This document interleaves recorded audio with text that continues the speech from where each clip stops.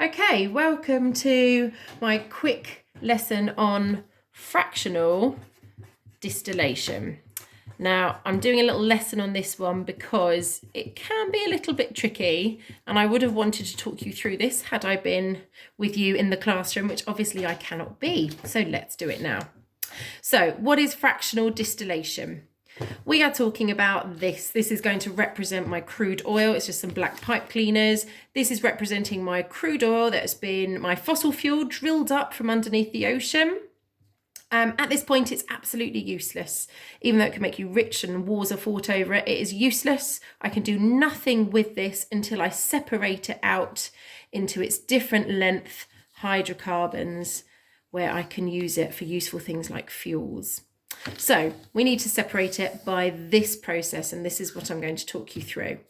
So the first step is I'm going to take this crude oil and I'm going to heat it up. And I'm going to heat up, there's my little fire going. I'm going to heat up all this lovely crude oil and I'm going to boil it until it evaporates. So I have essentially, I'm vaporizing it. I'm turning all of that crude oil into vapors, which can now feed into my fractional distillation column. So here is the column that you need to be able to talk about. And the key things to remember about this column is that it is a different temperature at the bottom of the column as it is to the top. It is very, very hot here at the bottom of my fractionating column, and it is much cooler at the top. I'm saying cool, it's about 50 degrees C, whereas at the bottom, it's around about 350 degrees C.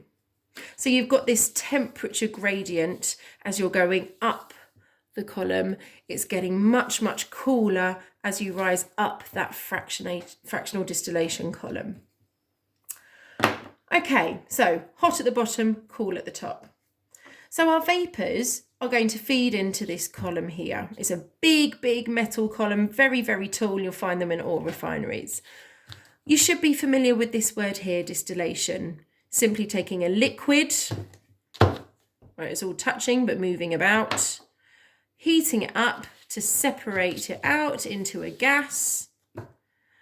So you've evaporated it, then cooling it down, condensing it back from a gas into a liquid again. We're familiar with that. That's just distillation, which involves evaporation and condensation. Liquid to gas, gas to liquid. So what about this bit here, the fractional part? Well, that is because the crude oil is separated into fractions. And you can see these fractions here are on my column. It's going to be separated out into its different hydrocarbon lengths. So a fraction is simply hydrocarbons with a similar number of carbon atoms. So this fraction here at the top has a hydrocarbon that is 7 to 10 carbon atoms long.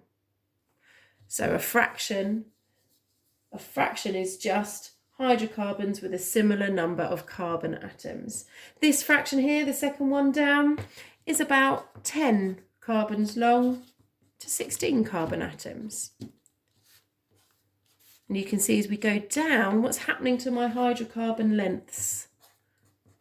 And if you look, you can see that my hydrocarbon lengths, as I'm going down, are getting longer. And we're going to talk about that more in a second.